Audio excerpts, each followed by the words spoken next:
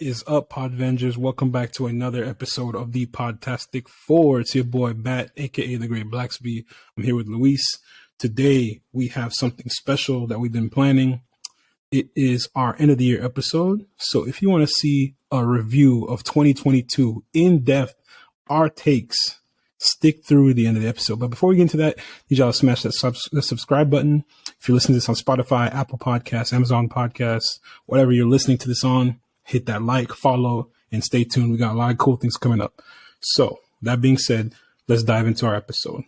So Luis, 2022 has been one hell of a year. We have seen so many different projects from all types of, genres and just facets of pop culture. It's just incredible. The kind of things we've watched. I'd say it was a pretty solid year. I know the year was kind of crappy outside of movies and TV shows, but as far as the stuff we used to escape, Yeah. I really did. There's a lot I can say I enjoyed. A lot of things that stood out to me this year. Let's start with, what was your favorite, I guess what was your favorite movie? That's an easy question. I was gonna say, can I ask, I know this is like an end of the year review episode. Is this gonna be like a best of 2022, or is it like a best and worst, or just like are both highlights and lowlights of the year? Like what's the I think it'd be more like a highlights of the year, best and worst type thing. The things that were really cool about this year's movies and shows, the things that should never have been released in the history of mankind. And then the things are somewhere in the middle that, they need work. They were good, but they can be better. Word to Maxwell Lord. I guess we've talked about a lot of stuff that we like and that we feel that we're high on, a lot of our episodes up to this point have been things that we like or that we enjoy for the most part. So I'm going to use this time in this episode to just focus on things that that we haven't really talked about, that are still very important and that I'm very fond of, and that I just feel like need a little bit more shine a light on them. Okay, let's get into it. Yeah, you said, what is my favorite movie? Or you know what? Let's save that for later, because that's really hard to choose. I was like, that's hard. I don't know if I can pick one. We could start with your least favorite. That's easy for me. I already have like 3 off the top of my head. Go. Bro. So let's start with the absolute worst dog water film of the year, Morbius. I'm going to rip this movie up. I've been waiting for this day. I've been waiting to slander the crap out of Morbius. I have been sitting here stewing, in this world of superhero films that we get every couple months. In recent years, it's been like one every few months we get something new superhero related. Yeah. And seeing a character like Morbius just get so bastardized by a company like Sony, dude, how can they do? Every character gets bastardized by Sony, except for the Spider-Man films that are involving Marvel and Disney or whatever. I mean, yeah, more or less, yeah. Because I liked Andrew's movies a little bit. I liked the first suit. I like that. That's the best live action Spider-Man suit ever. And even the second suit, I was like, bro, that one's like a follow up. That one's still good too. But the lenses were really huge. They made his big ass eyes. Yeah, it's weird. Like this, skinny and flat. Yeah. But otherwise, it's like a xenomorph. But otherwise, it wasn't. The movies could have been better, but I liked them for what they were. They're fun superhero movies. Then here comes Morbius. I'm not even going to talk about Venom and the first 2 Venoms, or the two Venom. No, those came out last year in like 2000 whatever the hell, years ago. But if we're just talking about 2022, terrible. Morbius was so bad, poorly written, poorly directed, poorly casted, poorly everything. The only thing that was good was the title, because I was like, oh, cool. You think it was poorly casted? You didn't like Matt Smith? Nah, bro. What was his name? See, that's how unmemorable. That's how it's not memorable. I forgot his name. I forgot his name too. I'm probably not gonna remember it, but I feel like his progression It was very cliche, that whole storyline. I It's knew it just was going to badly be written. him. It's a It was badly a very written movie. poorly written movie. I could not. The more I keep thinking about it, the more upset I get.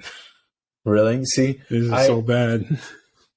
I agree with you. I don't think Morbius is a pretty good movie, but excuse me. I knew that going into it, so I guess I kind of like adjusted my expectations accordingly. I just kind of like went in. I was like, this is going to be trash. There's not going to be any like artistic like value or merit like in this movie. And so I was like, I'm just going to shut my brain off and sit there. And I don't know what happened. My eyes glazed over. And I think like an hour and a half later, like I walked out of the movie and I was just like, I mean, yeah, that was bad. And I was like, but I guess could have been worse. so That sounds then again, I just kind of like zoned out. I don't know what happened, you know? That sounds like everyone else's reaction to Black Adam. Yeah, it was just kind of like whatever, you know. You know, we just watched the film. But it's because I temper my expectations, though. It's like I wasn't going to walk into Morbius and be like, this is going to be a cinematic feat, unlike anything we've ever seen before. You know, I was like, it's going to be a dog shit movie because it has Jared Leto and the kid looks horrendous. I was like, and it's probably going to be bad, and it was. And so I was like, not disappointed. I was like, yeah, that was exactly what I thought it was going to be. I will correct myself. The best part of that movie was Michael Keaton, and only because I like Michael Keaton. I forgot that he was in that. But otherwise, the way they brought him in there, I was like, okay, is this supposed to tie? Michael Keaton's Vulture and Morbius. Oh my god! In case you didn't know, maybe I think the way they brought him in there was a little bit cheap. They kind of shoehorned him in there and made him appear, I guess, with the multiversal issues that were going on in No Way Home. They're like, oh, okay, we'll capitalize off of that. And I was like, this is so stupid. This is the stupidest freaking thing. Is that the worst movie you saw this year, would you say? I think that's the worst movie. And you know what's crazy? I didn't even see it in theaters. I waited until it was on streaming. And I was like, I'm glad I didn't wait. I did not waste my money on this dog water. Well, what you had to, right, in order to watch it on streaming? Or how'd you watch it? Didn't you have to rent it? So you did waste money on it. I already have Netflix. And they started adding all the Sony movies on there. All the Sony like Spider-Man movies are on there. Really? They're on there? Mm-hmm. Except for I think except for the first Amazing Spider-Man, and then obviously the Tom Holland ones, they're not in there. But everything else, like the Venom, Venom. That's it. I think Venom is on there. No, Venom's actually not on there either. Oh, so it's just the Tobey Spider-Man movies and Morbius and the Amazing Spider-Man 2. Oh, wow. So random. So I guess, like, yeah, very random. So I guess you didn't have to spend. Okay, cool beans. At least you didn't spend money. You probably would have been popped a blood vessel watching that movie in the theater. It would have infuriated you. I mean, technically, I still spent money on the Netflix, but semantics. Yeah. So what was the? You said you had a couple. What's the second worst movie you saw this year? I am pulling up my notes. I don't know. You know, Bullet Train. Oh God! Stop! You're stepping on my answer. Oh, go ahead. We can talk about it when I mention it. We can talk about it when I mention it. No. Since I have it on my list as well, we can just talk about it later. But you Bullet Train. Okay, what else? Bullet Train's definitely on there. I'm trying to think of what other movies I've seen. I've seen a lot of stuff this year. I didn't get to watch that Amsterdam film. I heard things about it. I didn't watch it either, but yeah. People told me it's kind of like no way it's good. Like it's kind of one of those mid-tier, middle-tier films. Director's an abuser. Yeah, so we don't fuck with that. We got to get him out of here. We got to pack him up real quick. Needs to get out. Yeah. Bye, sir. I also, if we're talking about other terrible, well, you know what? I don't know. So when you ask this question, then it's like, okay, which one do I pick? You know. Mm-hmm. You give me one. I'll keep thinking real quick. Jurassic World Dominion. That shit sucked. There's one. That was horrible. I watched that. I remember very specifically the moment. So my dad, obviously, you know, I was born 96. So I think the first one came out in 96, right? Yes. So 95, my dad 96. somewhere around there. My dad loves those movies, and he's watched every single one of them. And my dad has horrible taste. He loves really bad movies, and TV shows. And so I remember I was in town visiting my family, and my brother and my sister were working, and it was just my dad, my mom, and me. And my dad was like, "Hey, we should go watch the new Jurassic World movie." And I said, like, "Yeah, let's do it." I was like, "All right, fine. Yeah, I haven't seen them in a while. It'll be something fun. It'll give us something to do." And he's really excited about it. It'll be wonderful. We went, and it was one of the worst experiences I've ever had. It was so bad. It was so boring, and it just looked like dog shit. And it was Chris Pratt was so annoying. My wife Bryce Dallas Howard was in it, so that was great. And I remember it was so bad that even my mom started making fun of the movie. See, and my mom's not a person who's developed a very like advanced like cinematic language, or like you know what I'm saying. Like she's just kind of like whatever about it. And even my mom was like, "What the fuck was that?" She's like, "We really just sat through that." I was like, "Yes, we did." And she's like, "That was horrible." If I'm being real with you, I have not. I cannot remember for the life of me. I cannot remember what happened during the Jurassic World series. Like, I've kind of just tuned it out. Oh, really? I don't know why. I'm a big proponent of if something's working and is good, don't change it to the point where it's like now you've just screwed up a solid, But here's IP. the thing, right? It's like if movies make money, then people are gonna keep making sequels to them. And the Jurassic World movies have fans. People go watch those movies. So that's true. That's actually it's not like we have much of a say on that. It's kind of like Terminator. Everything after like. I'll even give them Terminator 3. Everything after Terminator 3 should never have been made. I do like Christian Bale. But yeah, that movie sucked though. But otherwise, that movie was dog water. Salvation. Didn't you watch it the other day? No, I watched. I was watching Batman vs Superman, and then I watched. Okay. I think I watched something else. I was watching Terminator Genesis at work, and I cut it off immediately. I was like, "Please, never again." Let's not even get started on Dark Fate. That's the most recent one, right? That's the most recent one. That one should never have been made ever. Like it's so disrespectful. None of those. Everything, like you said, everything after the second one. I know you said third one, but everything after the second one. Really after the second one. But I mean, I let the third one slide in there because we're good. It's all right. It's okay. Oh, dude. I just realized there was this movie that came out earlier this year. Sorry, we keep going on tangents, but it's my second worst movie of the year that I hated. Was a movie called The Bubble. I don't know if you The Bubble. Did you? Yeah, I don't know if you ever saw it. No, I've not heard of that. It's a Judd Apatow joint, and it's on Netflix. But look at this cast: Karen Gillan, Maria Bakalova, Pedro Pascal, Leslie Mann, Iris Apatow, David Duchovny. And Keegan-Michael Key, Benedict Cumberbatch, dude, what the heck? James McAvoy, Fred Armisen, Kate McKinnon,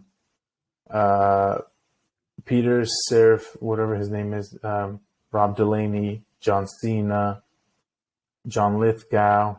Like, those are big names, right? Yeah, that movie, this is like the Avengers of casting. I swear to you, that movie is probably one of the top 3 worst movies I have ever seen in my entire life. You know what? I think I know what you're talking about. It was horrendous. Is that the one with the dinosaurs? Yes, where they're filming a movie series that are about dinosaurs. Yeah. Yep. I saw the trailer for that and I was like, I'm not watching that. I don't know why I decided to watch it. I think I had never seen anything about it, and I think I was at work and I had a lot of free time. And I was like, Pedro Pascal's in this? I'll watch anything Pedro Pascal is in. That's how we ended up watching Unbearable Weight, because we're like, yeah. And then there's my second worst movie. Stop. It's not one of the worst you saw. It's not worse, but it's not great. It's not great. Oh, man. After you watch it and you process what you've seen, you're like, could have been better. It wasn't. It definitely wasn't worse. Worse in the worst category. It's just, it's in that middle. Could have been better. It was all right. Yeah. But yeah, I don't know. And I sat through that. It's 2 hours. Is a 2 hour long movie. The Bubble? And I hated every millisecond of it. And I don't know why I sat through it. Bro. I guess I just felt like I owed it to Pedro, I was like, I have to I have to stick it through for him. That's what he would want. You played yourself, and then you have to watch that dog water movie. You walked out the theater, and you're just like, it was on Netflix, so. Oh, even worse. I know. I willingly went out of my way to sit through the entire thing. That's like me on Morbius, the same thing. Hate to see it. But yeah, that was definitely one of the worst movies I saw this year. Definitely would not. 10/10 would, or 0/10 would not recommend. No, yeah, 0 out of 10. Never again. It's one of those things you see once and not watch ever. It was horrible. What was the other one you had? I know you said you had a couple. Dude, I had that one. I don't know why I'm drawing blanks today. I'm like having to go through every movie I've seen. I'm literally scrolling through, like, I kept a file of, I started like taking notes of movies I watch. I'm like, okay, this is good. This is bad. Until I can find what other movies I'm thinking of, I'm going to just throw Black Adam in there, because after watching it again for a third time. Again? I watched it on HBO. When it came out on HBO on Saturday, I was like, I'm watching this one last time just to analyze, to see if maybe I'm wrong. Perhaps there's something that I'm not getting, Yeah, so I was like, I have to process this film. And I turned it on and I was like, no, this is no. What are they doing? How far did you get in before you turned that shit off? Bro, I watched the whole thing all the way through, and I was like, Matt, "This is why? when you're watching a car accident, and you're like, oh my god, it's so horrible," but you're like, oh my god, and you can't look away. That's what I was watching. I was watching a giant 62 car pileup for 2 hours or however long. Yeah, except you'd already seen that pile up twice before, and decided you'd still want to watch it again for whatever reason.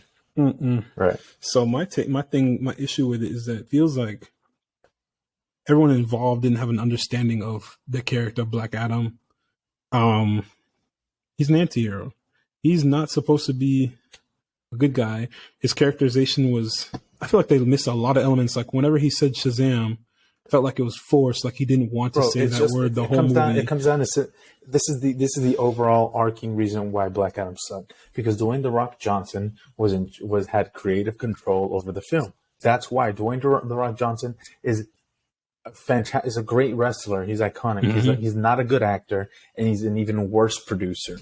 I think his best films. The fact that they let that man have creative control, over who they were going to hire as a director, what the script was going to be like, the story, everything, and that it was basically his baby, his passion project was a terrible idea. Who the fuck? Why would you let that man do that? From the moment that shit was announced, I was like, this is going to be garbage. I remember I was having a conversation with two of my best friends, and it was actually on my very short-lived podcast that I told you about whenever we were off air, that they were both on it, and we were talking about things that we were looking forward to. And I think it was not D23, but DZ Fandom from a couple of years ago when Black Adam was announced. Yeah. Mm-hmm. And we were getting like a gauge. We're like, what are you excited about? What are you not excited about?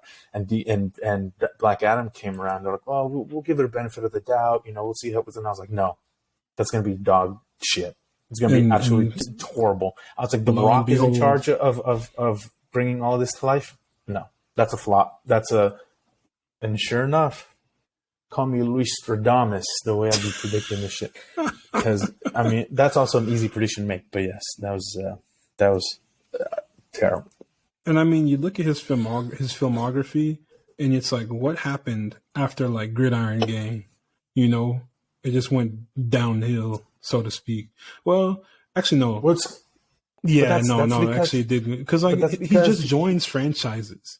He joins different franchises. Look at Fast and Furious. He wants to be a. See, and this is winner. The thing. Me and my brother have had this conversation multiple times. That me and him both agree that Dave Bautista is the best wrestler turned actor. And Ryan Johnson just said it. Ryan Johnson just said the same thing. Ryan Johnson just Ryan Leroy Johnson. And Ryan Johnson said the same thing too. Yeah, because he worked with him on Glass Onion.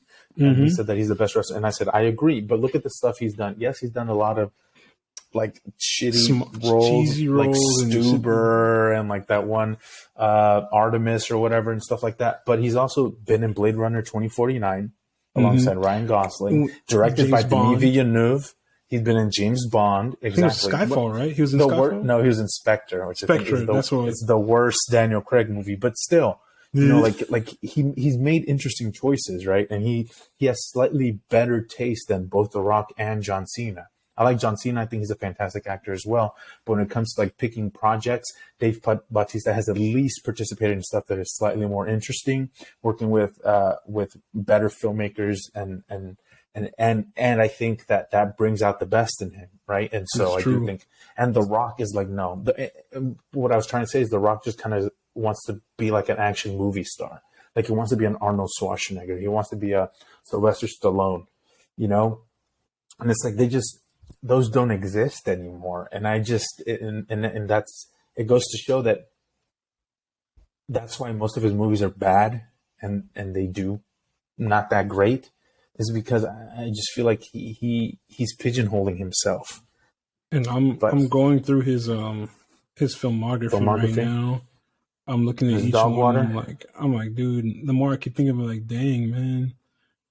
Like, all the movies I'm looking at, he basically is being The Rock inside of whatever this movie is. You know what I mean? Like Baywatch, Jumanji, Rampage, Skyscraper. I'm like, it's just The Rock featuring whatever the heck is going on. And I'm even thinking about, I know The I Rock mentioned featuring an earthquake. Yeah. The Rock featuring a skyscraper. Yeah. I know I mentioned Fast and Furious earlier.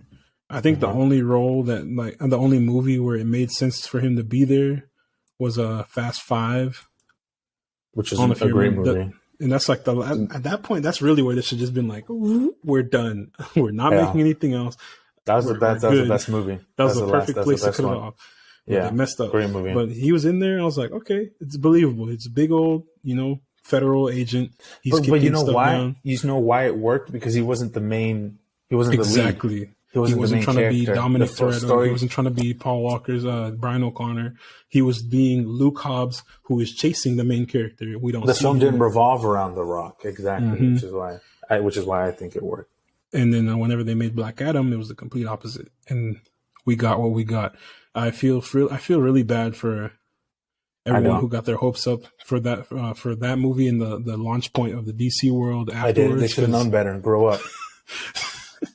No, I don't feel bad. If you believe that was going to be, like some sort of that The Rock was some sort of messianic figure that was going to, finally bring balance to the DC, then you are sadly mistaken, and you deserve everything that happened to the DCU, and it's your fault. I mean, it's like the hype that was built around it. They built what hype? Everybody was like, "This is going to be dog shit." Nobody was like, "This is amazing." There was a certain group of people, a certain set of influencers on social media who were like, "This is the change that we need in DC. The DC universe is about to change. We're about to get everything that we and what happened to those influencers? And look at what happened.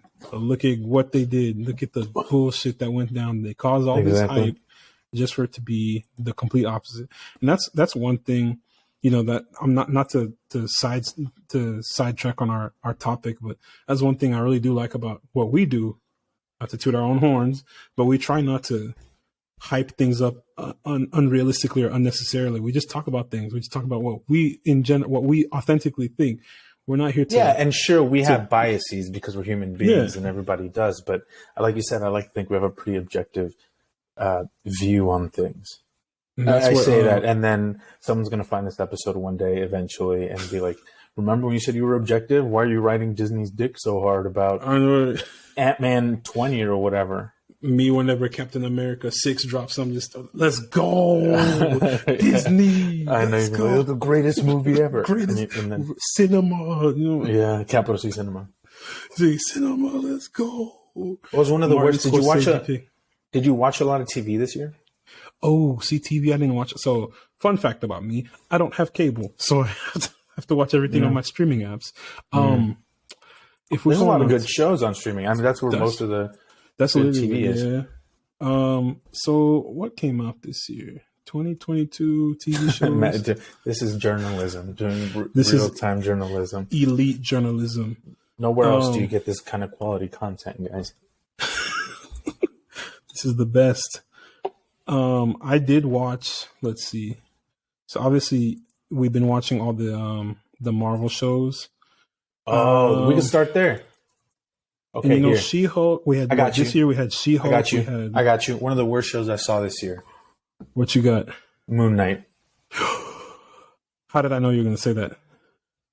Because how did I know you're going to say that? Which is crazy because you're an Oscar Isaac. I was going to say, and that's precisely why I had to hold that that project up to such high standards because I'm such a big Oscar Isaac fan.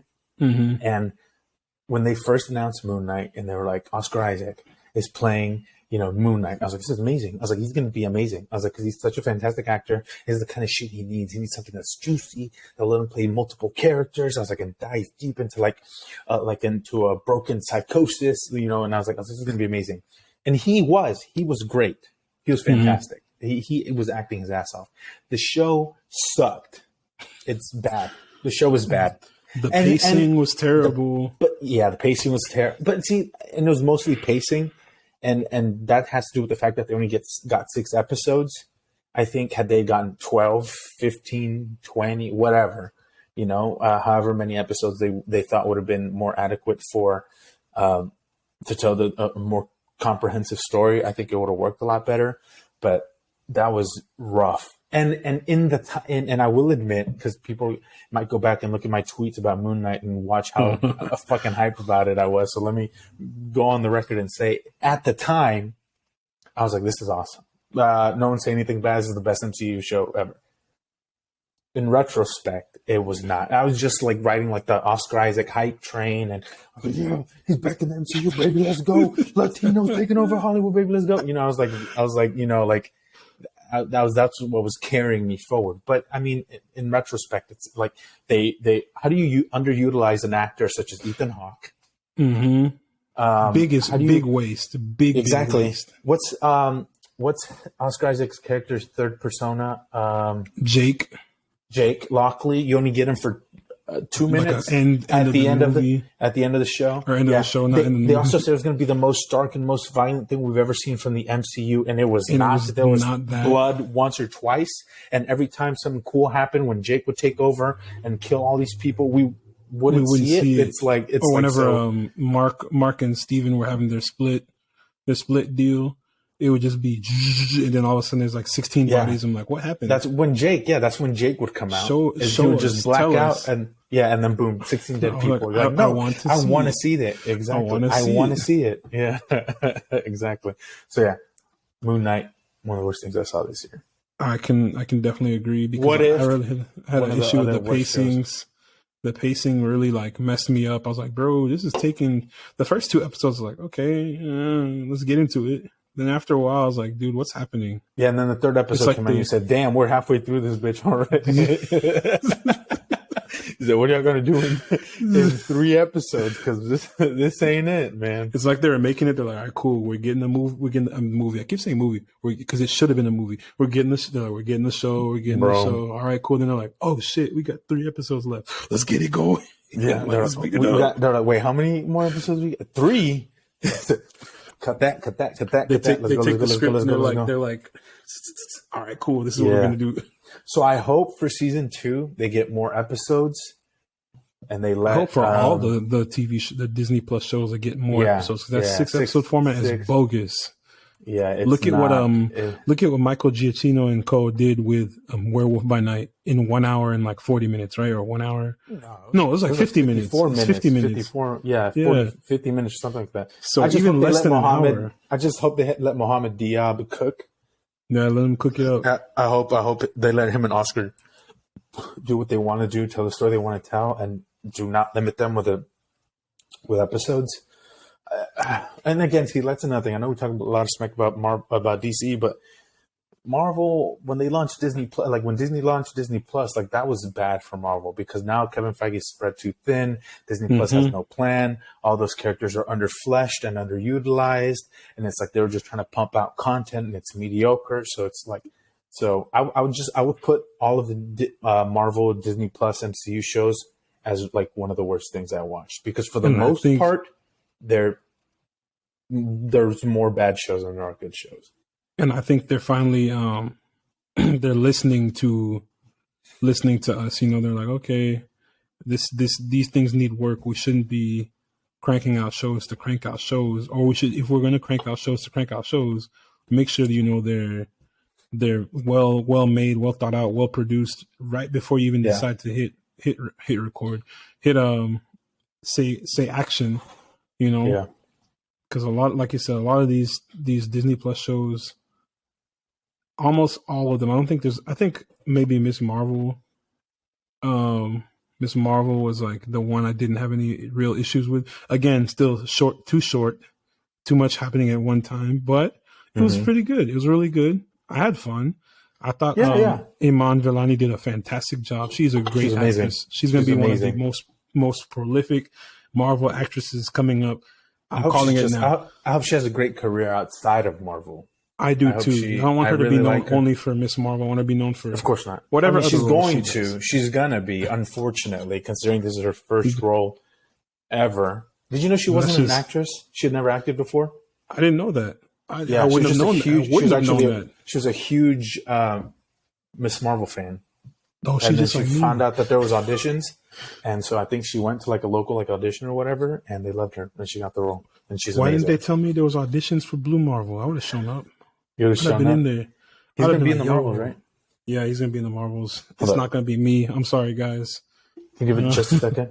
Yeah, sure. Pause for a second. Go ahead. Take all the time you need. I'll be here. I'll be right back.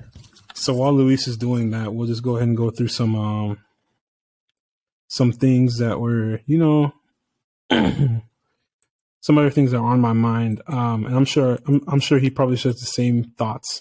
But the writing this year, a lot of projects just wasn't there. It just wasn't there. The VFX on some projects also could have been better. I hope whenever he gets back, he will have more to expound on that. So we'll see what Luis has to say. But as for me, I know I mentioned Bullet Train earlier. That's a movie I saw. I saw in theaters. I was like, it's pretty good. It's okay. I guess it's because I was lost in the sauce with the cast. The cast was great. The cast was fantastic. But that movie was just so bad. I saw Lightyear. I saw Doctor Strange, Multiverse of Madness. I saw The Batman. And these are all movies he's going to want to talk about. Let's see what we got here.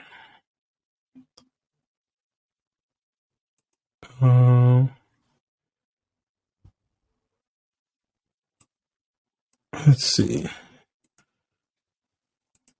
We're getting Luis back on the stream. Sorry. I don't know what just happened. I think it just disconnected you when you stood up. That's so weird. I was like, where did he go? Okay. Yeah. Well, he's back. While you were having your blip moment, while you got Thanos snapped. Yeah, I just got blipped. I was just talking about how, like, you know, there's other movies and shows I had seen. I was like, I'm sure you've seen them and you'll talk about them when you get back. Once we get you back, once we get all the Infinity Stones and revive you. There you go. Don't bring me back. Let me go. He said he wants to be in the Soul Stone for good. I've been waiting for this moment forever. Yeah.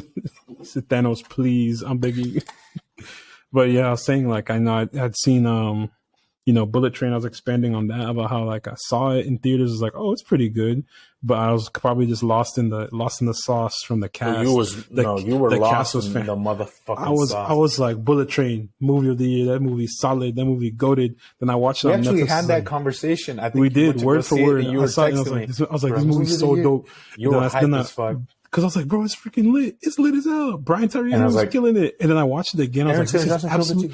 Everyone killed it. Everybody killed it except for Brad Pitt. Everybody in that movie killed it except for Brad Pitt. And then I watched it again. I was like, this is absolute dog shit, dude. Who made this? I went like by myself because I think my girlfriend was working.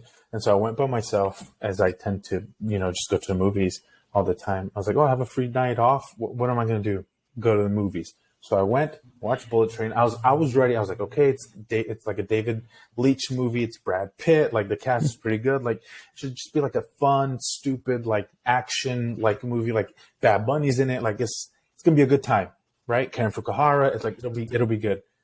And I was fuck. I said that was so bad. I said, why is this movie so bad? It should not have been as bad as it was. It was just like soulless and heartless, and it had no. It was not. I don't know, man. You know, it makes me think about by numbers. It makes me think about, and this you're gonna like this little this I guess connection. It makes me think of Man of Steel. How you have a phenomenal actor in Michael Shannon, and you don't utilize him. Yeah. He was just there to be a brooding Russian guy. Same way he was just General Zod to get killed off. I forgot Michael Shannon was in Bullet Train, dude. Dude, that's that's what I'm saying. Like, that's a paycheck movie, though. How do you have a badass actor like Michael Shannon, and he's just there to? Michael Shannon said, "Y'all paying me how much? $5 million?" Like, he wore a kabuki mask the whole time, and he's spinning around. I was like, dude, that was the most badass entrance for a villain ever. You know, he went up. He came from Russia, went up in their territory, bodied everyone, and became the leader of the gang. He became the leader of the whole Yakuza, the White Death. I was like, this is insane. And then he was absent for the whole movie. I was like, here we go. I think he had 5 minutes of screen time. Literally the like 2-3 minutes at the beginning where they were describing describing the White Death and everything. And then like at the end of the movie where he was trying to shoot the daughter, I was like, this is so stupid, bro. Y'all just wasted the crap out of Michael Shannon. It's like having a Super Bowl quarterback. Having a Super Bowl caliber quarterback on your team and putting him on the bench, an MVP quarterback. Man. It's like you have Patrick Mahomes and you're like, sit down. We're gonna put in freaking Russell Wilson. You know, put in Drew Lock. They're like, yeah, Drew. Why would you do that? We're gonna put in Zach Wilson. Like, I'm like, why would you do that? Put in Patrick. He's right there. Yeah. Put in Michael Shannon. He's right there. I don't get it. But that was definitely a movie. Who's the guy who played for the Cowboys last year? Dalton. Oh, Andy Dalton? Oh my God! We not. They said, "Don't even get me started."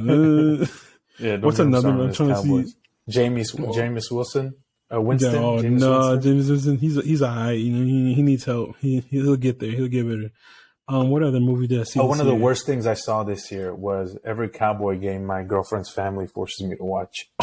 You're not rocking with it. They're not bad. They're not bad this year. They're not good. They're not great. I'm from Houston, though, baby. I got support my garbage ass. Yeah, you want to talk about baby. the worst thing I watched this year was the Texans. Every single game up until this past weekend, I was like, what happened? Freaking Davis Mills thinks he's Mike Vick. He's over here scrambling. He's doing all types of crazy shit. I'm like, what is happening right now? I know we're a pop culture, like movies, music, and all that, and TV shows, but we're gonna talk about sports just for like 2 seconds because that made my head was. What is happening? Don't get this man started on his football. What multiverse did I fall into that Davis Mills thinks? It's kind of pop there culture. We go. See that segue? It was on TV, but it's also kind of sports. One of the worst things I saw was Mexico's atrocious fucking performance in the World Cup.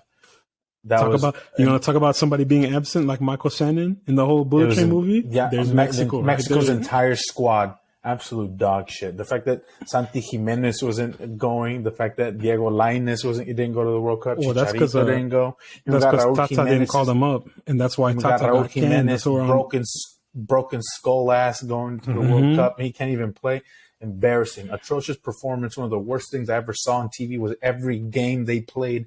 Every second was. I would much rather be watching Bullet Train 10 times over than watch every Mexico performance at that World Cup. It was absolutely horrendous. I'd watch Morbius 10 times over. Exactly. And then on top of that, Argentina won the World Cup, so that made everything even worse. The World Cup. One of the worst things I ever saw One of the worst things I saw this year was the World Cup because. Oh, also another. Since we're talking about what we disliked for a pretty long time, but another thing that I think was pretty bad. I didn't play it, but Gotham Knights. Oh, see that one, man. Let me tell you about bad, Gotham right? Knights. I didn't play it. Let me tell you something about this Gotham Knights game. Let me tell you about Gotham Knights as a concept because Gotham Knights, the video game, Gotham Knights, the TV show, all this shit is terrible. That TV There's a show, TV show? TV, Oh, yeah. the one that got canceled on the CW, right? Apparently, it's not even canceled. They got revived. It's still listed as an upcoming show. I'm like, oh Stop my playing. god! There's no way. There's It no way has that's to. They coming out. have to stop this. They cannot be. No way. They cannot be making this type of thing happen. It just looks terrible to me.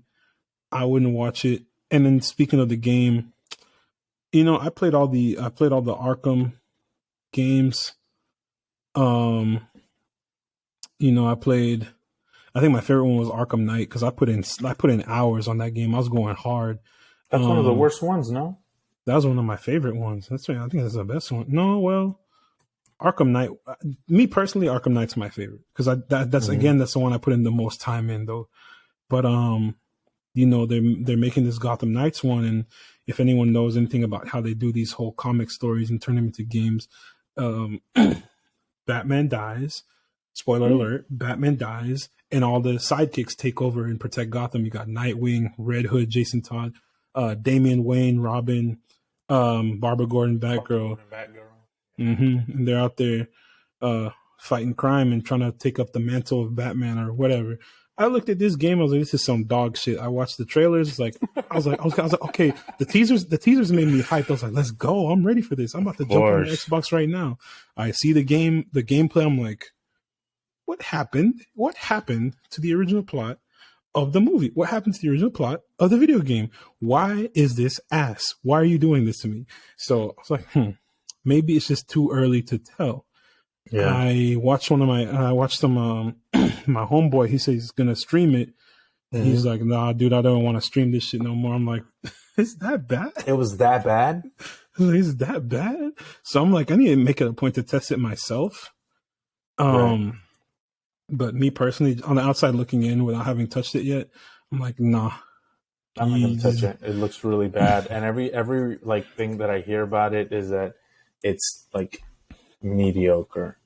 And I mean, one of the things I've been that great. That it's just kind of like average, but the fact that it's like that they have such a good property, such as Batman and DC and Gotham. And there's so much you can do with a mediocre game. Exactly. Like why not? Like you literally have a blueprint in the Arkham games. Like that's a perfect blueprint right there. Just take that. Even if they just took that, reskinned it, and just give it like now you can just play as Robin, Nightwing, Red Hood, and Batgirl, but it's the same fighting mechanics. It's the same kind of like other game mechanics. That's like they could have just kept all of those things and just added new characters that you get to play with, and then a pretty compelling story. Like that's it. Like Batman's dead. You can do a lot with that. Like just run wild, and they didn't, and they fumbled the bag, and that's ridiculous. Did Avengers come out this year too? Oh no, that one came out a while ago, but it's been getting hit with slander. Yeah, I was about to go off. That's one game I'm like, bro, why? Yeah. Then on the flip side, you have Insomniac Spider-Man. Oh, they compared it to because that's a dog shit game. You can compare it. On the opposite end, as far as like good games that came out this year. Have you played Multiverses? I haven't. I heard it's good. You haven't? It's so much fun. It's like the best I can describe it. Super Smash Bros, but with like Warner Brothers property characters. I'm over here beating the crap out of somebody with Wonder Woman. I was like, this is crazy. I was like, yo, this is lit. I like this game. It's a lot of fun. The gameplay is fast. It took me like a second to learn it. I haven't played in a while because I've been so busy with work and getting this stuff together for the podcast. But it's a fun game. Another game, Need for Speed Unbound. I actually got to sit down with the homeboy, Young Effie. He worked on that game, and we'll be dropping the video that soon. We're dropping the interview to that soon. But yeah, Need for Speed Unbound is a fun game. It really brings back the heart of racing games. That's interesting because there's not a lot of competition for like the Forza games. Every time like the Forza Horizon games. They're really like Horizon always wins the best racing. You're driving around the whole big old map. Like the most recent one, I think this one is shows and stuff, and that's like the only real like. I could be mixing it with the wrong one. Decent to good. I think Forza Horizon is set in Mexico. And so it's nice to have set in. Forza Horizon from last year set in Mexico, and it's a lot of fun. Sorry, you froze for a second. Could you hear everything I was saying or no? Did you hear me now? Yeah, I didn't hear anything you said. No, I'm saying that there's not a lot of competition for the Forza Horizon series, so it's nice to have some more racing games that can hopefully, duke it out with Forza. Just because no one likes, one thing having a monopoly over anything. So it's good to have a diversity of different car games and racing games and racing simulators that can perform well and do well. And I grew up with Need for Speed. I grew up with that being my main racing game. And like, of course, like the Mario Karts and the this and the that and I think I had a Cartoon Network Speedway video game on Game Boy Advance. That's a throwback. One of the first video games I ever played was what Need for Speed was it? Hot Pursuit. Need for Speed, yes. Because that's the one a lot of people started on. Hot Pursuit was my cousin had a PlayStation 2, and I didn't have any video game system at that point, but he had a PlayStation 2. We would go every time we went over to his house. We would play Need for Speed Hot Pursuit, and it was the coolest thing I had ever experienced in my life. And it was awesome. So I have very fond memories of Need for Speed. So it's cool that this new Need for Speed game. What's it called? Need for Speed Unbound. Unbound. It really centers on the whole hip hop aspect of car culture. It really lets you build a relationship with the car, and we talked a whole lot about it in my interview with Efe. He really dove into just how special this game is in comparison to a lot of the other racing games you froze again in production. You hear me now? It's still freezing. Yeah. Very good. Yeah, we talked about how a lot of the racing games in production are missing a certain element, and yeah, for a certain Jenny Saquon, Jenny Saquon Barkley, Jenny Saquon, hey. They're missing a certain Jenny Saquon, heart and care, like not love, culture. That's what I was looking for. Culture, a certain flavor. You know what I'm saying? A little spicy in it, and what's it called? With Need for Speed Unbound, it does center a lot on like hip hop, and you build a relationship with your car, you customize it, you level up, you do all this stuff. It does a lot of cool things, and I'm excited to be playing that game. Excited to jump into it. I'm glad that I'll be having my weekends off now, because now I can really spend time, besides working on the podcast and everything, doing things I want to do. Playing video games, watching different films, getting to review them whenever I finally make my Substack and my Letterbox, where you make the rankings that I've been saying I'm gonna make for years.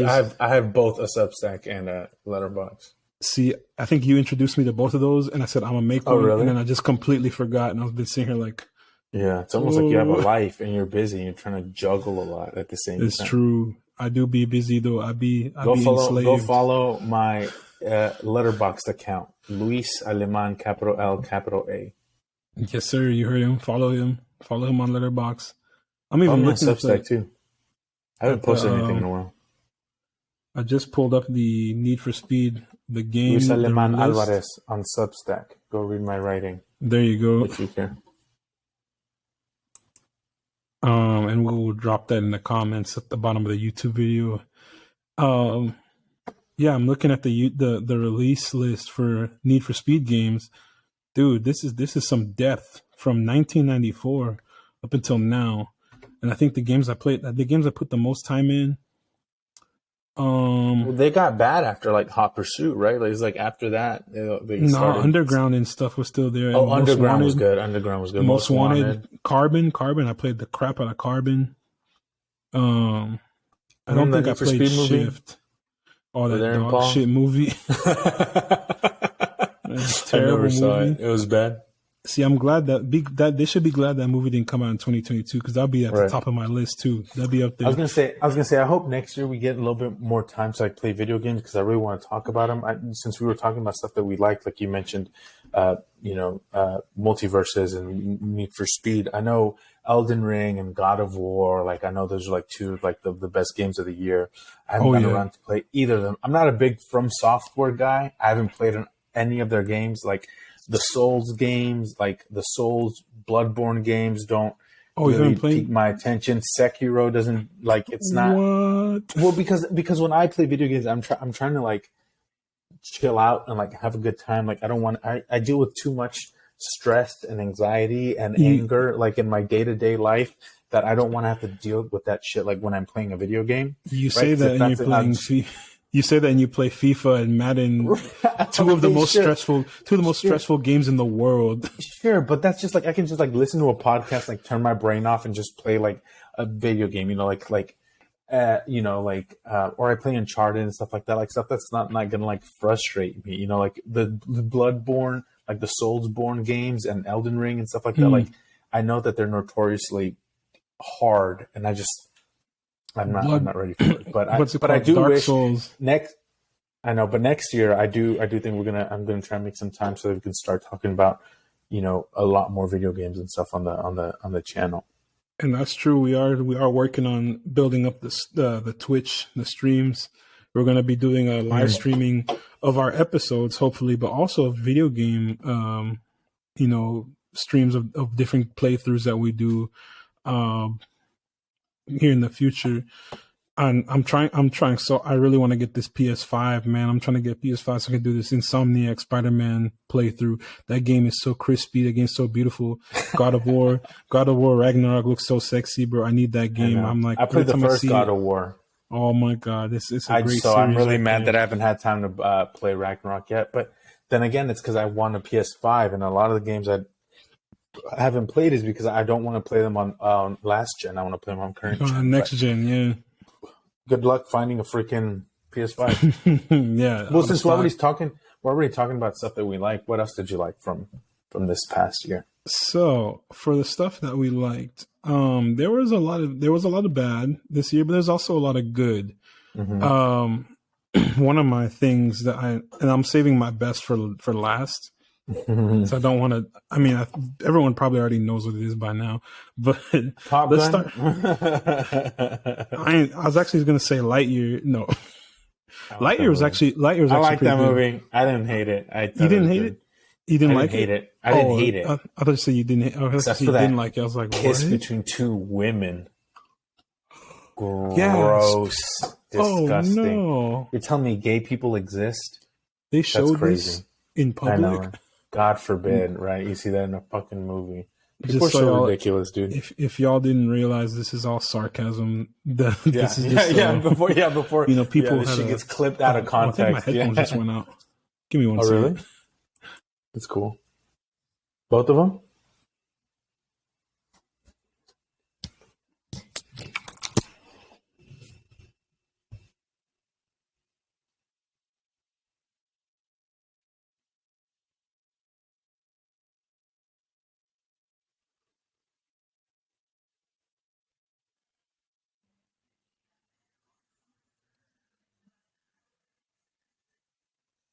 Yeah, my headphones definitely just killed themselves. So, sorry about that little technological lapse. Give us a second and we'll get this sorted out.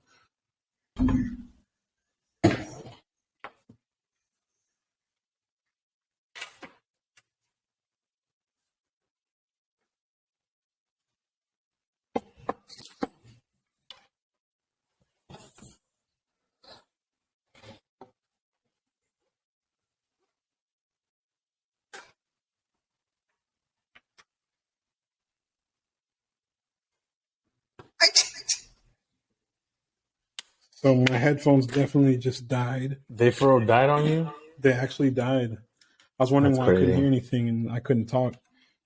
When they went out, everything went out. Oh no, man! I'm sorry. It's all good. I can hear my echo in your video. Oh well, that one's dead too. Man, come on, bro! What are you doing? No, I can hear you. These headphones died too, so we're freestyling today. Freestyling the rest of this episode. Literally freestyling. So yeah, what were we talking about before we were really interrupted by your headphones? We had a whole technological issue We're technological talking about difficulties. stuff we liked. We're gonna be singing about streaming on Twitch. Oh yeah. Then we're talking about stuff we liked. Lightyear. Lightyear is definitely something we liked. It was a very good movie. It was a very cute movie. It was a very fun. It was interesting hearing Chris Evans and being like, "Huh, that's Captain America," you know. Like, oh, Really? okay, I didn't even think about cool. it. I thought it was all right. Like, it's not like the best Pixar movie, but it's not the worst. The best one's definitely like Finding Nemo or something, or even Toy Story. No, all the Toy Story movies, they're All the good. Toy Stories are goated. Every single one. But yeah, Lightyear was fantastic. I think Finding Nemo is overrated. What? That's the GOAT film right there, bro. The Incredibles, goated. But yeah, as far as 2022 things that we like, definitely Lightyear. Ooh, bro, what else? There's a movie Doctor on Strange.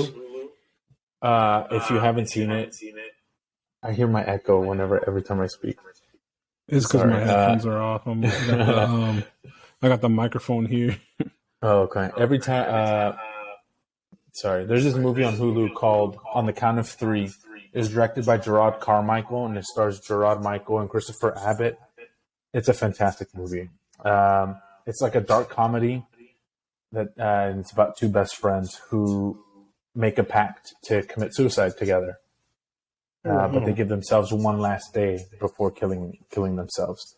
And so, It's called what? On the Count of Three. On the Count of Three? Yeah. It's a great movie, one of my favorite of the year. And yeah, definitely check it out. I think it's great. Okay, I'll look at that. Oh, another movie that I'll vouch for is a movie called Marcel the Shell with Shoes On. Yeah. It's super cute. It's so heartwarming and sad and beautiful and funny, and it's just a great feel good movie. Like I cry at stuff all the time, but I definitely cried at Marcel the Shell with Shoes On. Did that come out this year or was that last year? It came out this year. This year? Was this in the summer? August, I think. Okay. Yeah, or so roughly around summertime. Yeah, I saw. I don't remember. I remember hearing about that movie, but I didn't get to see it. What I did see though over the summer, I saw Doctor Strange, which I'm not putting at the top of my list, like the best, but like it was still good, a good watch. Was it? It just there's a lot of things. I still have my critiques. Don't get me wrong. I still have my critiques. The writing, and that's one thing I mentioned earlier. I was like, the writing in a lot of these Marvel movies this year was just subpar. The movies and shows, the writing was the main issue, But Doctor Strange: Multiverse of Madness was pretty good.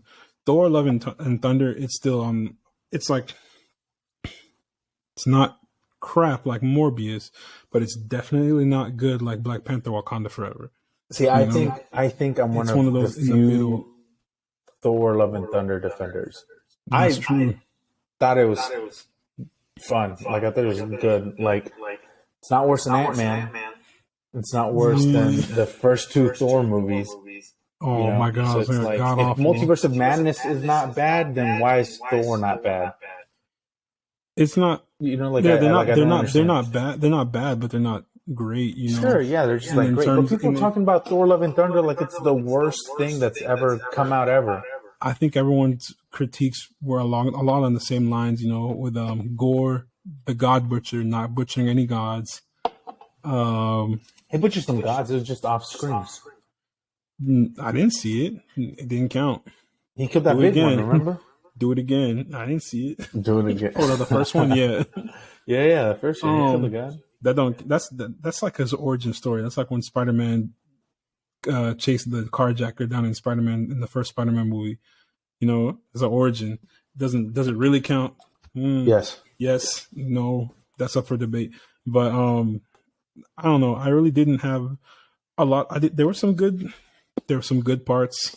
Like Chris Hemsworth is a decent actor. He's a solid actor. The solid actor. I almost said decent. That would have been disrespectful. He's a solid actor. He's great. You know Liam Hemsworth exists in this world. Don't disrespect. That's the Chris decent like actor. That. He's decent, right. meaning like he's in a couple good movies. Everything else is like, what are you doing? And the best movies Liam Hemsworth ever's been in are the Hunger Games movies. Don't even remember. I did not even remember he was in there. Yep. My mind. Those are the best movies he's ever been in. And it's I dare anybody to name 3 movies better than the Hunger Games movies that Liam Hemsworth has been in. I can't. You can't. Exactly. It's impossible. I can't. I did like Jane, the Mighty Thor. I thought that was pretty cool. I knew it was coming, awesome. Especially from the comics. Yeah. I just wish they had let her. It wasn't the only thing. They had let her live. You know.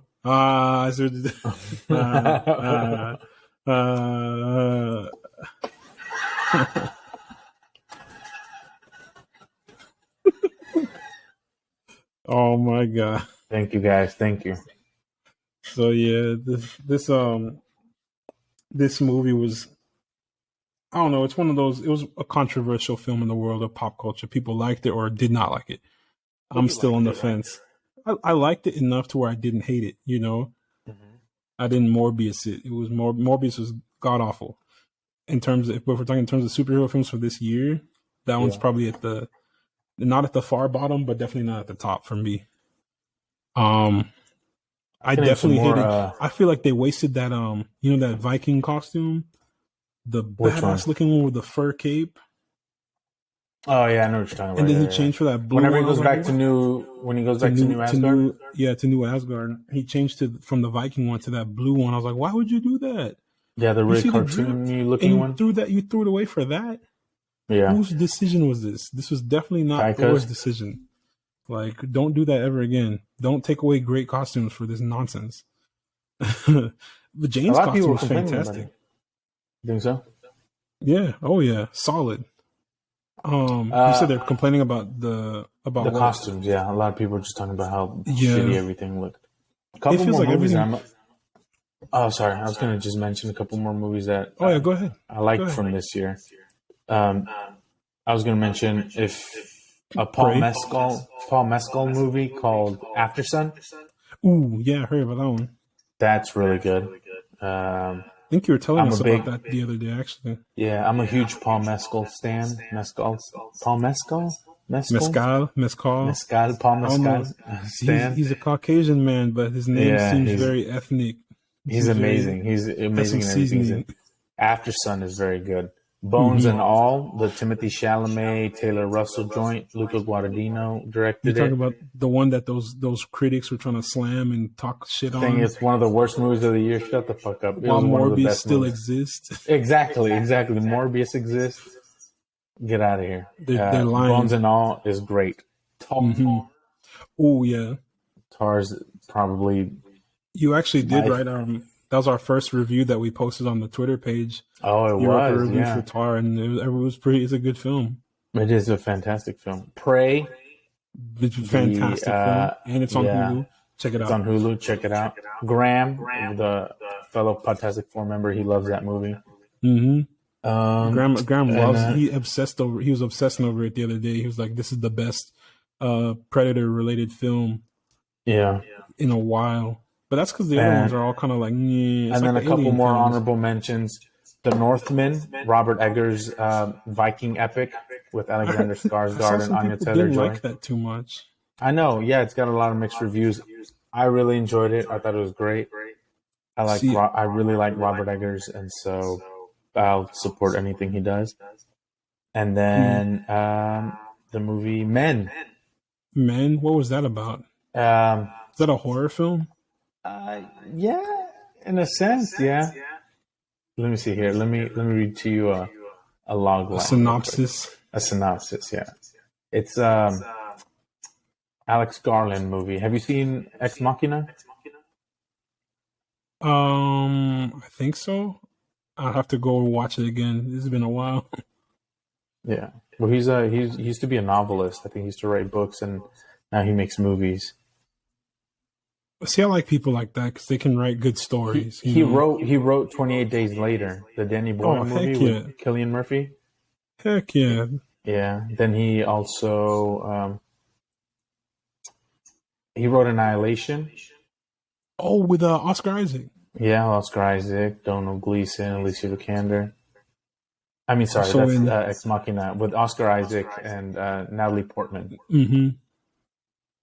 And then he also wrote this movie and directed this movie. So I think he has a pretty good track record, and I really liked him. His movies are mixed, They're like, right? Some people, people feel very passionately about it. Either they like them or they hate them. But I like that he stays true to himself and he makes the movie he wants to make and doesn't apologize for it. And I think he's a very competent filmmaker. And at the very least, from a technical aspects, his movies always tend to look and feel pretty good. So, yeah, Men was probably my final rec. In regards that's to movies. a good little recommendation right there. I'll have to check that out for sure. Do what? Yes, a couple good recs right there. After Sun, Bones and All, Tar, Men, The Northman. On the count of 3, mm-hmm. You won't be alone, which I've advocated for on this podcast many a times. So, I think we talked about it 2 episodes ago or last episode. Yeah, something like that. Somewhere along the line of these are ever so long and extensive list of episodes, all 5 of them before this one. Our extensive list of 5 episodes that we recorded. No, we have gone over a lot, and like we've seen a whole lot this year. Like the shows that I did like and the movies I did like. I saw so as far as movies go, I guess I'll give my best ones. The Batman for sure. I was gonna say we didn't mention that one right there because I knew we were gonna go on a long stretch. The Batman is gotta be goated.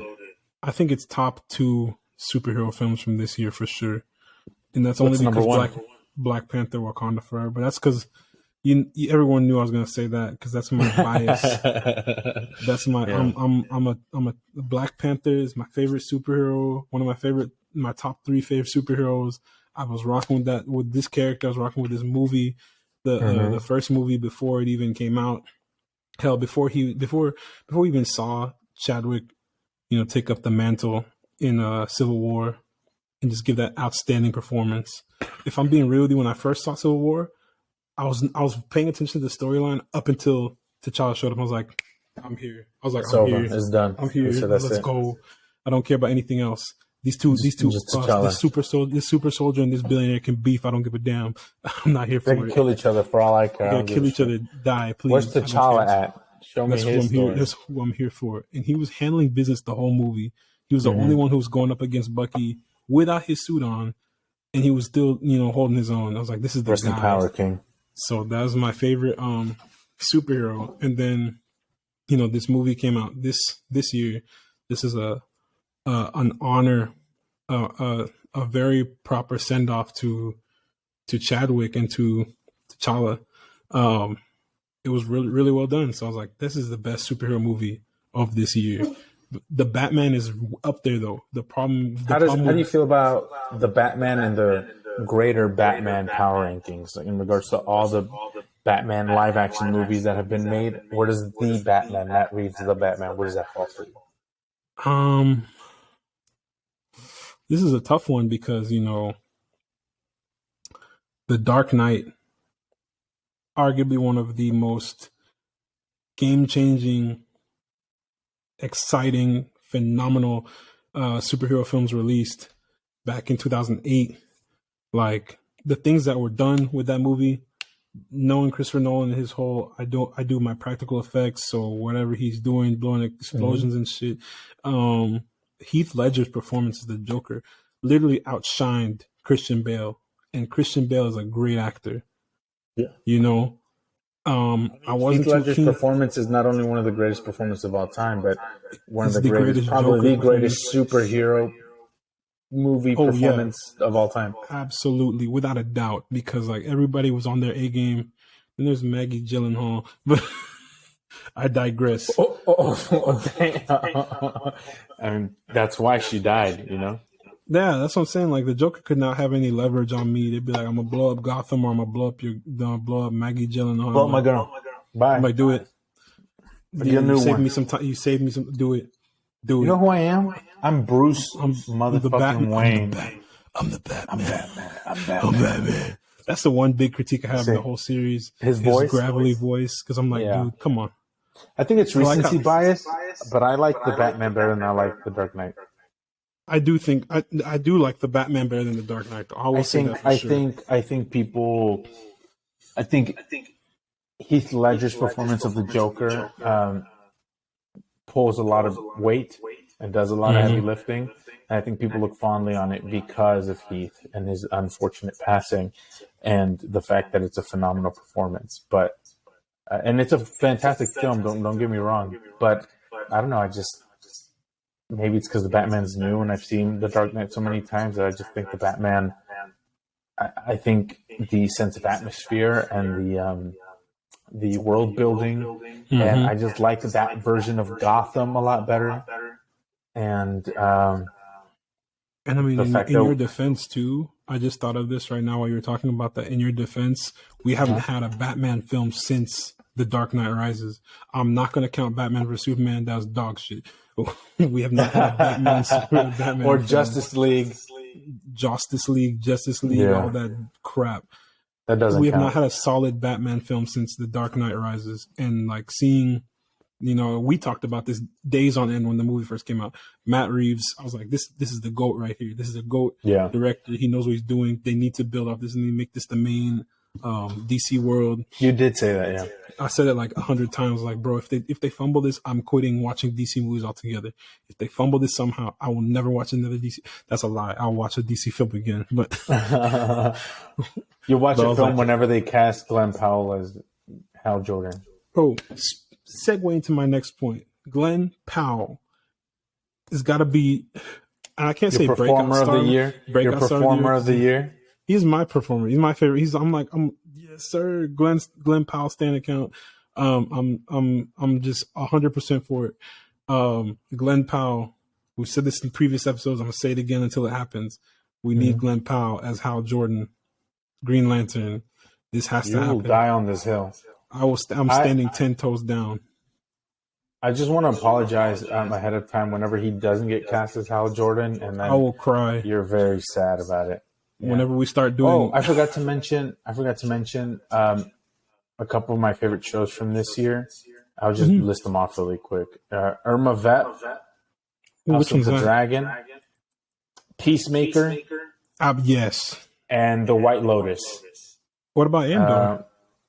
We talked about Andor, didn't we? That's true. We've mentioned it before. We did have a whole episode dedicated to Andor. If you want to check that out, go check out episode 2 of our podcast.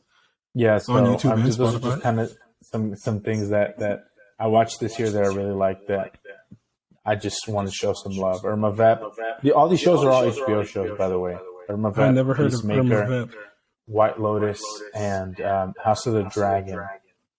See, I liked fantastic TV. So go ahead and check them out. You said Glenn Powell's your breakout star of the year? I wouldn't say breakout star because he's been acting and things, but this year I feel like he's been like at the forefront of a lot of things. A lot of things being Top Gun and Devotion, but that's two movies. Those are two huge movies that came out this year. I liked it. TV shows, I liked Andor. Obi-Wan, I'm still on the fence with that because of the way it was. I expected differently. But then they came and made Andor and they made Tales of the Jedi. I was like, all right. I was listening to a podcast that was talking about Obi-Wan Kenobi. And it wasn't Star Wars that happened. No. And one of the things they'd mentioned was the fact that Obi-Wan didn't kill Anakin at the end of Kenobi. Right. What does he say to him? He just says, I forgot the quote, but he just walks away, essentially. Because that would, after throwing literally half the freaking planet at him, throwing all them rocks and shit, I was like... People were like, Darth Vader was out here snapping motherfuckers' necks and stuff. And Obi-Wan was like, nah, that's not enough for me to kill this dude. I guess the only way best him in a duel and walk away. I guess the only way I can rationalize that, One is because it would totally nullify The everything moving canon, forward. of course, yeah. But at the same time, too, I mean, maybe we haven't seen. Maybe this Vader that we're seeing is still tapping. It's still going further and further into the darker side of himself. You know, he hasn't reached that 100% pure evil. And I guess we kind of saw it for a second. You know, when they had those little flashbacks. But I mean, but that's the problem of going back and creating like stories that take place in between stories that are already canonical. Because right? So we know episodes 3 and 4 eggshells. Exactly. So it's like, okay, we want to make an Obi-Wan Kenobi show, but how do we do that without Darth Vader? Well, Darth Vader's got to be involved. But he can't kill Darth Vader because Darth Vader's in episode 4. Right? And they're like, but they can't really know each other because he says, oh, Obi-Wan, I haven't seen you, whatever the fuck, right? Mm-hmm. So even Obi-Wan Kenobi, the show existing, is kind of redundant. But so it's like, that's why they just need to stick to making original stories and telling stories that are outside of the Skywalker saga. Mm-hmm. But that's a topic for a conversation for another day. But that's a valid point. Look at Andor. Yes, Andor was it's between episode 3 and Rogue One, but if you watch, you can watch Andor by itself without really knowing the grander scheme of Star Wars, and like, holy crap, this is a good series. This is a story to keep following. I want to see another season. Tales of the Jedi animated show. I liked it a whole lot. I liked seeing stories outside of, Luke, Anakin. Talk about it for a little bit. The Dooku thing, seeing Dooku's story before he became Count Dooku, before he became a Sith Lord, was fantastic. It gave some more depth to the character. It gave some more depth to Ahsoka's backstory a little bit. It was great. What else? I watched Obi-Wan. Peacemaker. Luis mentioned Peacemaker earlier. I love Peacemaker a lot. That's a fantastic show. I was just saying about how you mentioned Peacemaker, and I really did enjoy Peacemaker. That was probably my favorite. One of my favorite things on HBO, DC related. I was like, this is a fantastic show. Everyone in there was acting. They're on their A game. Was James Gunn auditioning to be CEO? I think that's what it was. That was his audition. They're like, if you make a good project, we'll slide you in there. Yeah, you made a good movie and a good show. Yeah, you can run the entire movie studio. But my favorite, let's see. Oh, I clicked out of my little deal here. Also another animated movie. Now this one had The Rock in it too, but it was a cute film to watch. DC Super Pets. It was a cute little film. League of Super Pets? Yeah. It was fun. It was a funny little film. I watched it on my lunch break at work. I was like, oh, it's not bad. It's a cute little film. I liked it. Really? I think they were trying to tie. Since you mentioned an animated movie, Turning Red came out this year. That was probably the animated movie of the year. That was. I haven't seen the new Puss in Boots: The Last Wish, but they say that's really great as well. Everyone's panning that real well. They're saying that's like the most legit. That's peak cinema. Yeah, like everyone else can give up. Puss in Boots: The Last Wish is really good, but Turning Red is a very. You just said cute. It's so cute and it's so sweet, and it's a beautiful coming of age story about a young Asian American girl. Who comes from immigrant parents growing up in the United States, and it deals with themes of like puberty and being a teenager and being, stuck in between these two worlds of, growing up in America, but coming from a immigrant family and trying to placate both of those sides of your dual nature, which I know you and me both can relate, being children of immigrants. So I just thought it was a beautiful movie, and it's so sweet, and it's so real, and I just related a lot to it, and I loved it, and I thought it was one of the best movies of the year, let alone one of the best animated movies. I definitely agree. I do like a lot of animation. I like different. I like different mediums, but animation seems to be one that doesn't get a lot of credit, a lot of support. Like look at Strange World, how there was next to no marketing for it. A lot of God, people that's horrible. and I'm really hoping it has the Encanto effect. Like people watch it on Disney Plus and they're like, this is the greatest film ever, Yeah. or at least it gets bumped up enough. But animation definitely needs to be appreciated more. That's something that studios should capitalize on.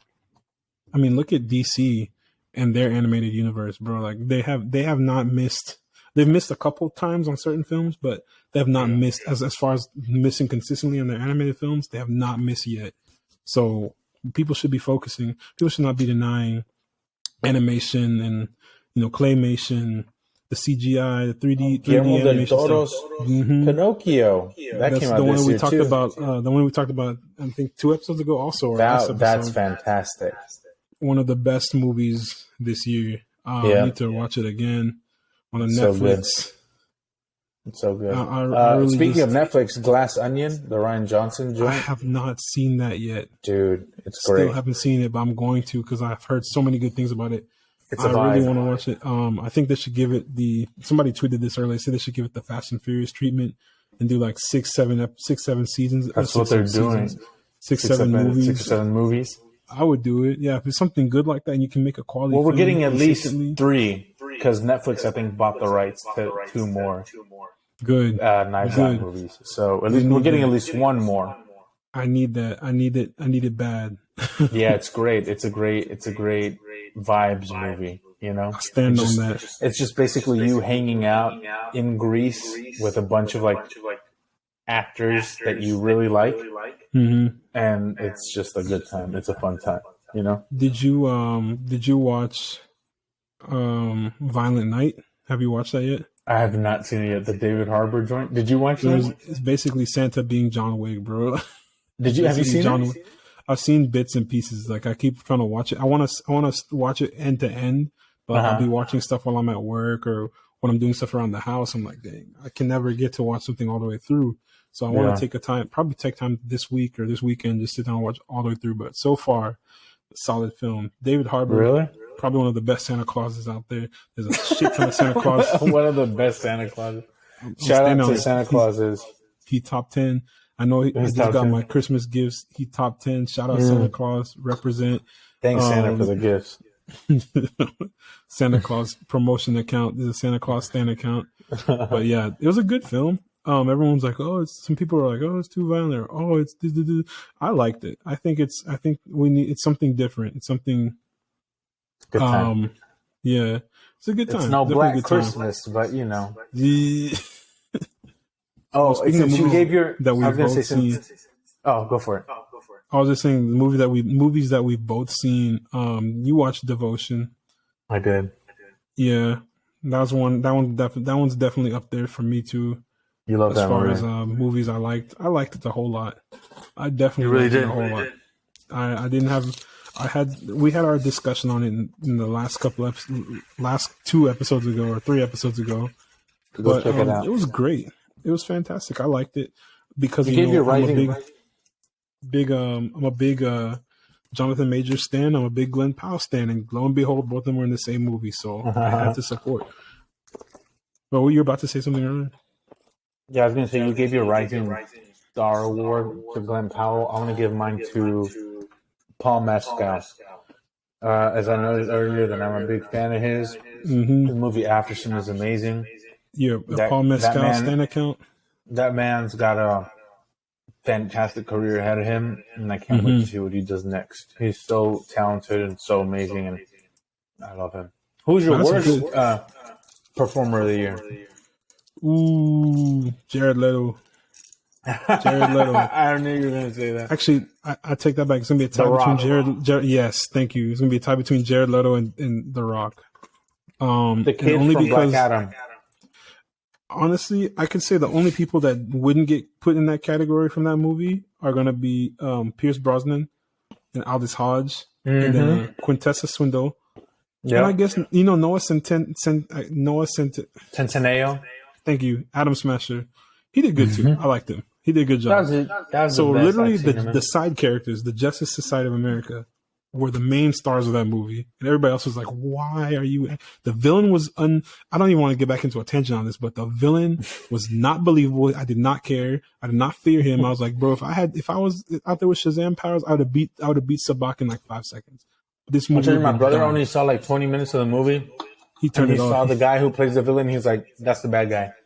It was so obvious. Whenever they were in the car at the beginning, getting to the mountain, I was like, "This movie's done. That's the villain." That's what he said. He said, "That's him." He said, "I didn't even got to finish the movie. That's the bad guy, huh?" Mm-hmm. I said, "Yeah." He said, "Yeah, I know. You didn't even have to tell me. I know." It's too obvious. The twist happened too early in the movie.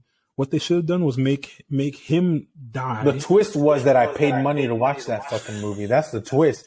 That's the plot twist.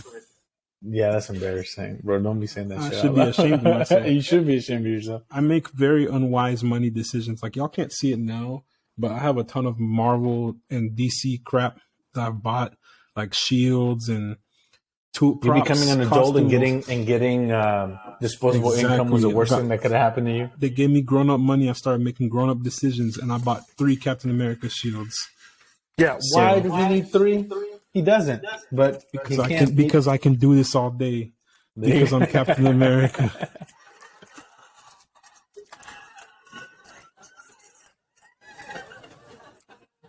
That is so uncomfortably long. I hate it. I know. I don't know why they laughed for that long. It wasn't even that funny. Like, it wasn't that funny.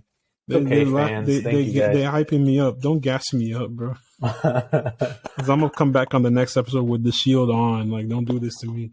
You should. I'll tell you what. For Captain America 4, you should be decked out. I might even put on a costume if I have the time and money for it. I'll put on a costume. I'll wear that. But yeah, any more? What was I gonna say? Best categories you want to hit? So my last absolute. Any best. albums you listened to this year? None that stick out too much. I listen to a ton of Afro beats. Really? That is 99% of my music listening, and the other 1% is like superhero soundtracks. You want to put anybody on some Afro beats? Camido, Mr. Grind Don't Stop, got some good music. WizKid, CK, Watawi. Oh my gosh, I love that song. I love the Amapiano beats. That stuff goes hard. You know what I'm saying? Like that's my favorite. It's always funny when you ask what's your favorite, blah blah blah. If I don't have it already written out, my mind just goes elevator music, and I don't know anything. It's like I become 2 of my favorite albums from this past year. I'm a big Harry Styles fan. I'm disregarding his acting career. I'm focusing solely on music. You liked My Policeman, didn't you? That was better than Don't Worry, Darling. It was better than Don't Worry, Darling. Everybody was worried, darling. Yeah. Nice, man. Nice. But yeah, so Harry's house was probably. I think he was my most. I did go. I went to Austin. Must be nice. It was my brother, our friend, and myself, and we went to Austin to watch him. That was amazing. Dude, Harry's house was really good. And then Un Verano Sin Ti, the Bad Bunny joint. Oh, that yeah. Amazing as well. This is the GOAT right there. Went to go see him as well. So those are 2 of my favorite albums of the year. And I don't hate me. I don't listen to an awful lot of Beyonce, but she's an H-Town queen, so Renaissance. You listen to Renaissance? There too. Renaissance. I didn't listen to it, but you gotta. It goes hard. So Araya told me to listen to it when it came out, and I was actually driving down to Houston. Houston is a 4-hour drive from the Dallas area, so that was a perfect listening time for that entire album from start to finish.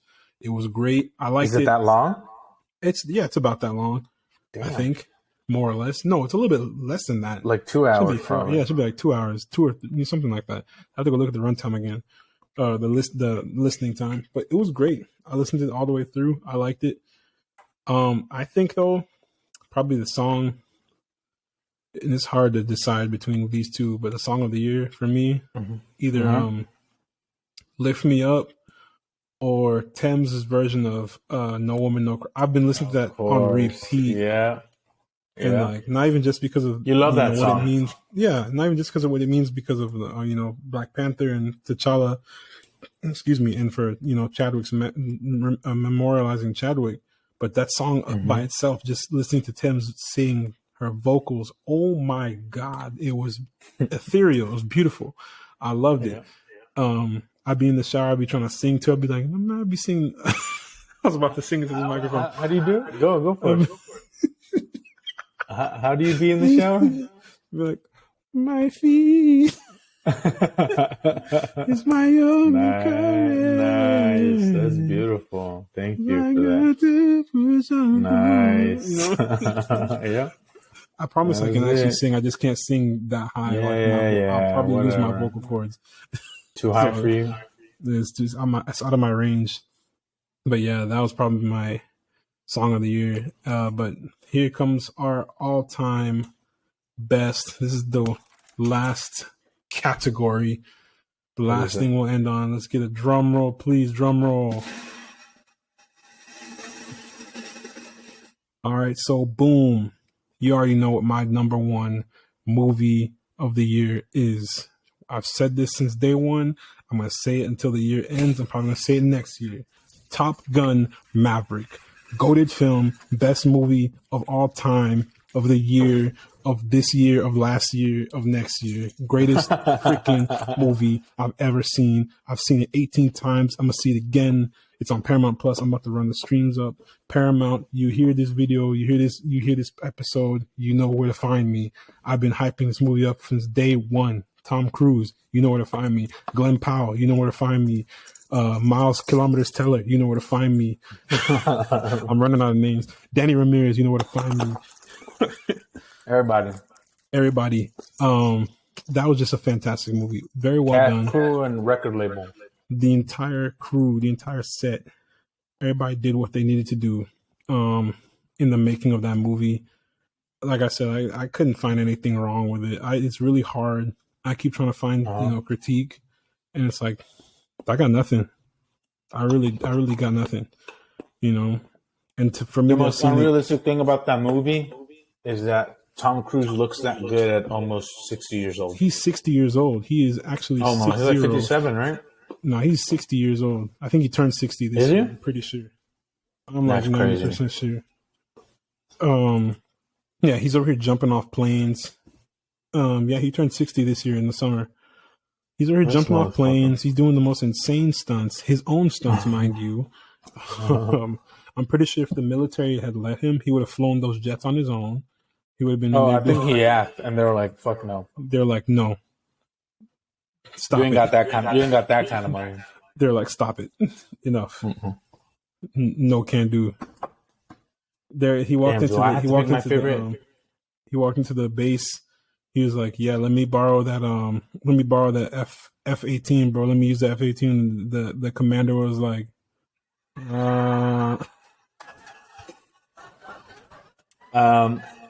Just to let all our audio listeners know, I have no control over the soundboard. That's all Matt. They have given me too much power. It's like I said Shazam, and then I got the soundboard. It's like I said Shazam. So do I have to pick my favorite movie of the year? Yeah, your favorite movie. I said favorite. I know I said favorite movie, but I think that's my favorite. Like everything. Obviously, it doesn't count for music. Whatever? It doesn't count for music because, Lady Gaga's song. Shut up. Her song is not the best song of the year. Shut up. No, it's good. It's good. It's not the best song of the year. I guess my favorite piece of pop culture of the year. Drum roll, please.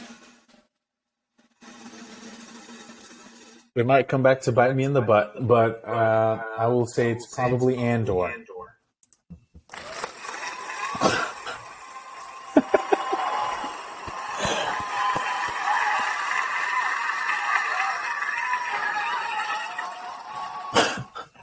I love the fact that Tony Gilroy was able to make the show he wanted to make. That Diego Luna was the lead of probably one of the best Star Wars. The next Reed Richards, right there. Period. Oh, I swear to God, if he's Reed Richards, I will lose my shit. But yeah, I think Andor was just like a perfect encapsulation of like what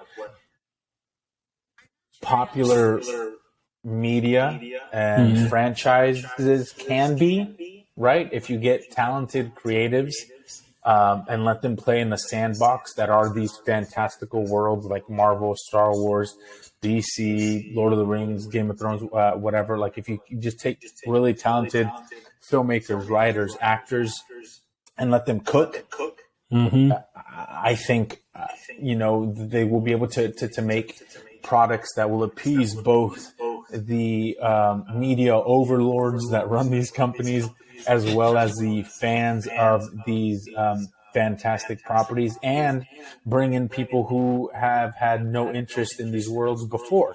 But because there's such engaging stories that are so beautifully well made, I think they just check all the boxes. And I think Andor is the perfect example of that, right? You can't say that does not work or that is not viable when the show Andor exists, because it proves us that is not true, that it's the complete opposite, that it is possible to make something that is set in an IP world that is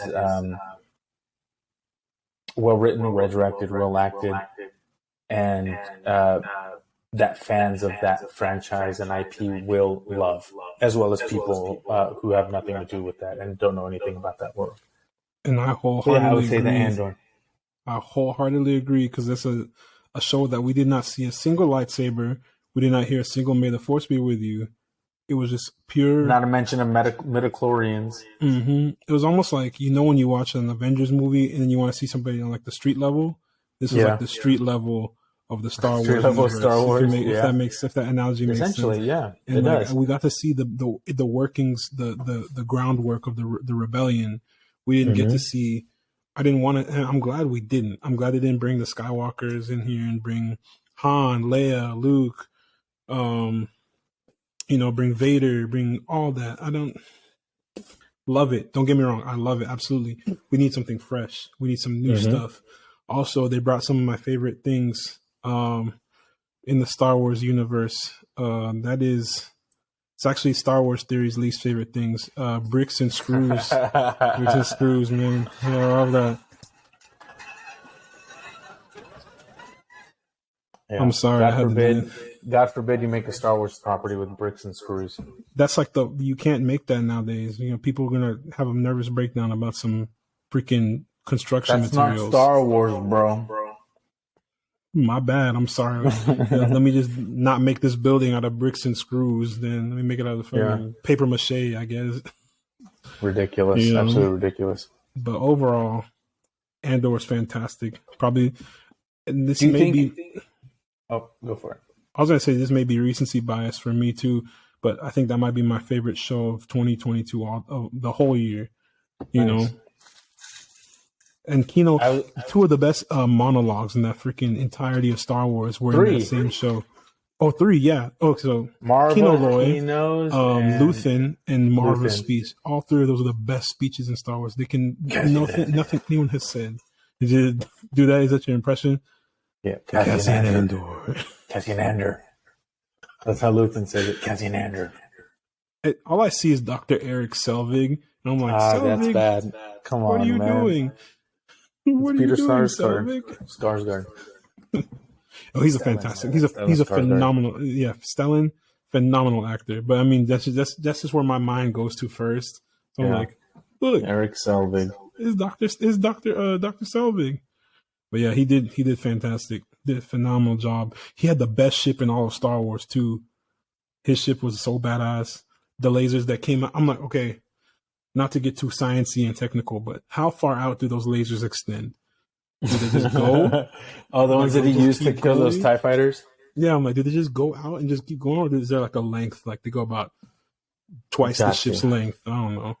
That's a question for another day. Whenever we finally, make it big, I will ask somebody in the industry, like, can you tell me? I hope I meet George Lucas and I'll ask him that. I hope I meet Tony Gilroy and ask him that. Somebody please explain to me. Yeah. If you can answer that question, drop that in the comments, please.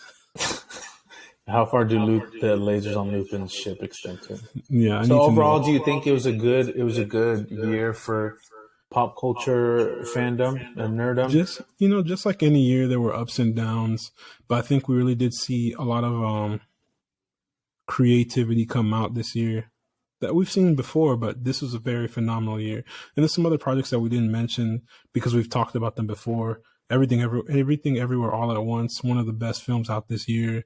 Yeah, That one's definitely top three. I will put it up fantastic there. movie. Just, and like I said, there's good, there's bad. On the bad end, there was, script writing, pacing of certain projects. Hell, I even throw soundtrack in. Somebody was telling me about, I think it was Graham actually, talking about the Black Adam soundtrack. It's not memorable versus other superhero films. Yeah, it's not memorable. There's like 2 songs on there that I'll ever play back to back. But other superhero soundtracks are very memorable. Michael Giacchino, GOAT composer with the Batman, GOATed composer and GOATed director for Werewolf by Night. With Werewolf by Night. There's other things too, like the Guardian special, the holiday special. Fantastic. There's things that didn't work this year. Morbius, Black Adam. Sounds like we've been ragging on them this whole time. I know. I mean, why do you make something bad if you don't want people shitting on it? I mean, at the risk of making this episode run too long, but there's other stuff that we didn't talk about that we know is obviously solid. Avatar 2, Avatar: The Way of Water. You watched it. You said you liked it, right? I did like it. Yeah, it's pretty good. I liked it a lot. Yeah, more than I thought I would. Yeah, we did have our reservations going into a sequel that's 13 years too late, but it's not bad. James I'm gonna Cameron, be dead before all those movies end. Yeah, he's probably already made up to Avatar like 10. You're gonna see it in like 2020. 2 and 3. 2 and 3 were filmed back to back. Yeah, so here we go. Strap yourselves in, boys. Yeah, strap yourself in, boys and girls and gals and getting started. But and non-binary folk. That's about it, man. That's everything we've got for this episode. This episode. 2022 has been a whirlwind. We really appreciate everyone sticking by as we get this channel started.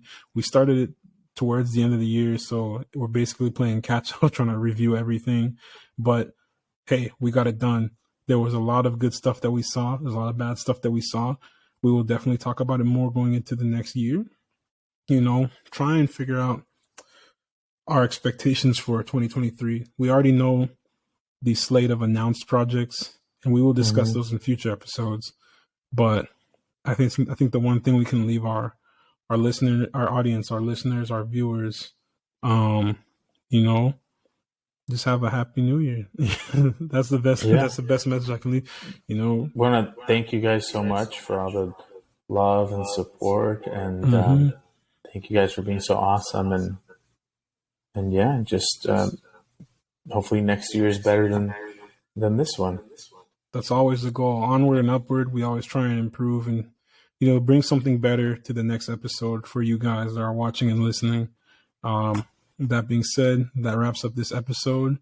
If you liked it, go ahead and leave us a 5-star review on whatever you're listening to this on. Subscribe, like this video, share it with 3 friends so that we can spread our channel and grow like wildfire. The more we grow, the more we can do for you guys. We got a couple cool things planned, so just stay tuned. Follow us on all socials. You know the drill. Just keep in touch, keep in contact. I don't need to keep hashing that over and over again. Y'all gonna get sick of me. Hit us up. Thanks. Hit us up. Yeah. Let us know what you think. And thanks again. We'll see you next time on the Podtastic 4. Bye, guys. Thanks, guys. Bye.